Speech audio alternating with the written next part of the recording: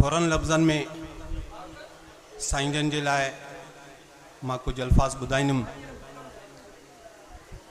उस्ताद खानमोहन चाचड़ साहब जन सां पहिरियां दफ़ो जॾहिं मुंहिंजी मुलाक़ात थी, साईं ख़लीफ़ा नजमुद्दीन निमाणा जन जे मार्फत 2014 में अल्हम्दुलिल्लाह साईं जन जो अहिड़ियूं महिरबानियूं करम नवाज़ियूं ख़ासि असांजे खैरपुर ज़िले जे गौसिया जमायत में साईं जन असांजी गौसिया जमायत में ईअं खणी चइजे ज़िक्र समाज जे हवाले सां ऐं नात ख़्वानी जे हवाले सां हिकु नई तरह जमायत में रूह फूकियो वियो, जेका ख़ासि महिनत आहे साईं जन जी।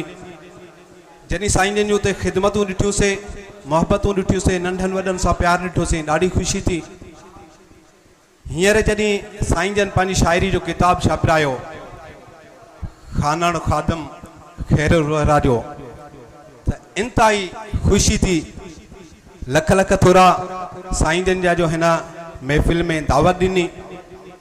ऐं नाचीज़ ख़लीफ़ो राजा फ़कीर सिठारिया खां ज़िलो खैरपुर पूरी गौसिया जमायत के ऐं पने अकिल वारनि खे साईं खानमोहन जन खे लख लख मुबारकूं पेश कयां पियो। ऐं उन सां गॾोगॾु मुर्शिदनि जो नारो पेश कंदासीं। हज़रत पीर गौस बहावल हक़, सखी पीर गौस बहावल हक़, अची मदद कर गौस बहावल हक़। महिरबानी।